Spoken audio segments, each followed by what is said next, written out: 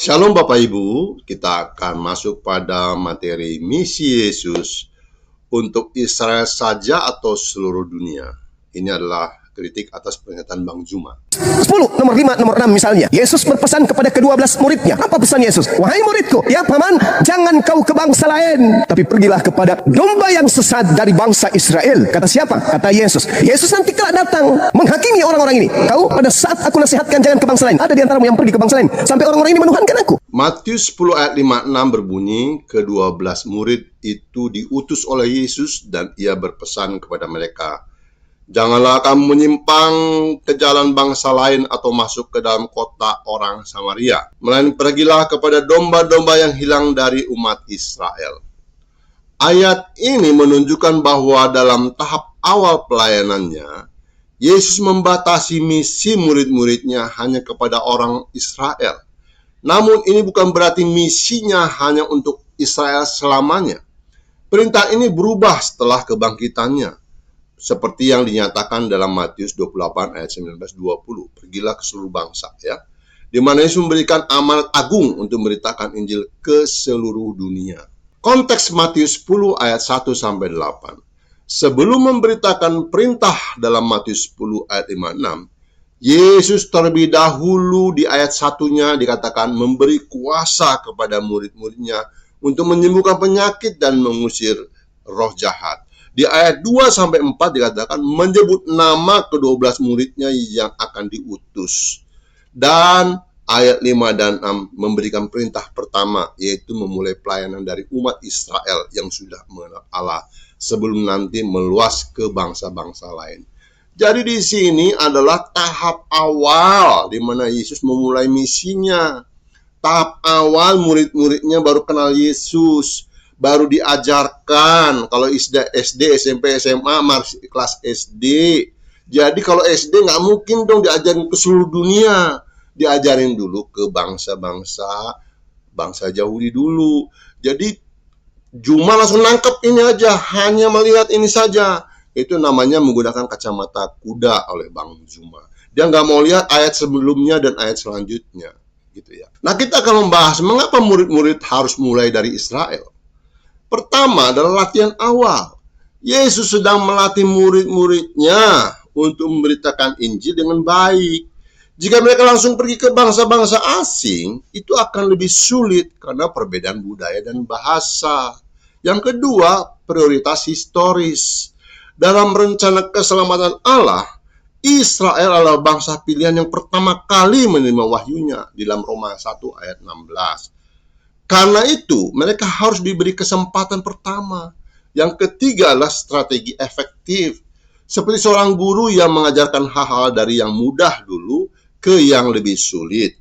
Yesus ingin murid-muridnya belajar di tempat yang lebih familiar terlebih dahulu sebelum mereka siap pergi ke seluruh dunia. Namun perintah khusus berubah setelah kebangkitan.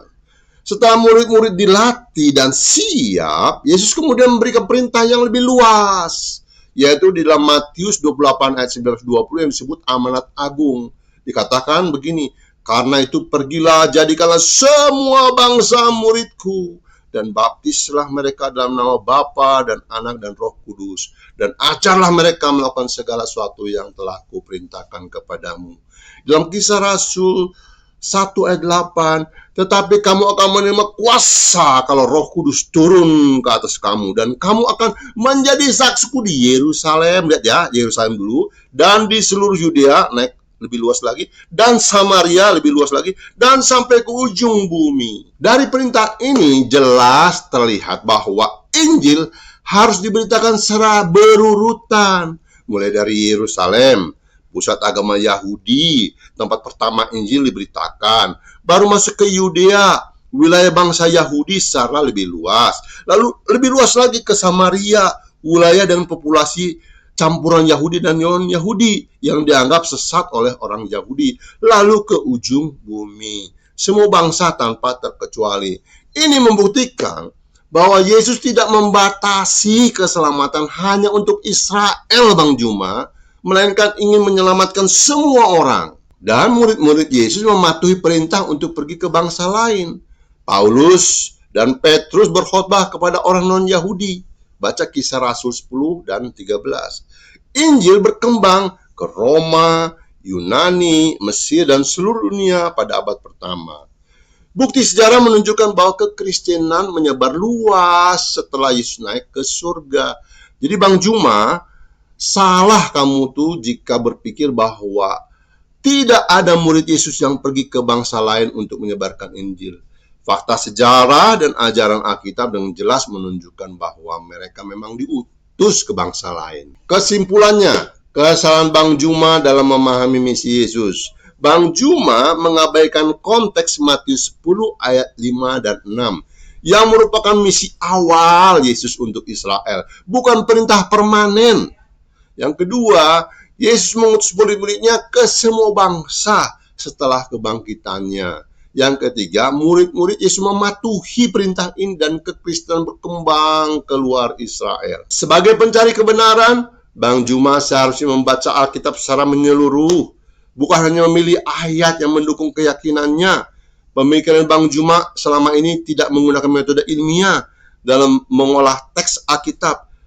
Bang Juma sering menggunakan metode cocoklogi dan cherry picking sehingga menghasilkan kesimpulan yang salah. Nasihat untuk Bang Juma, jika Bang Juma benar-benar ingin mencari kebenaran, bacalah Injil dengan hati yang terbuka. Jangan hanya mencari ayat yang mendukung argumen pribadi, tetapi pahami keseluruhan konteks ajaran Yesus. Jika Bang Juma mau jujur, maka akan terlihat bahwa Yesus datang untuk menyelamatkan seluruh umat manusia, termasuk Anda, bukan hanya untuk Israel. Shalom. 10, nomor 5, nomor 6 misalnya. Yesus berpesan kepada ke-12 muridnya. Apa pesan Yesus? Wahai muridku, ya paman, jangan kau ke bangsa lain, tapi pergilah kepada domba yang sesat dari bangsa Israel. Kata siapa? Kata Yesus. Yesus nanti kelak datang menghakimi orang-orang ini. Kau pada saat aku nasihatkan jangan ke bangsa lain, ada di antaramu yang pergi ke bangsa lain, sampai orang-orang ini menuhankan aku.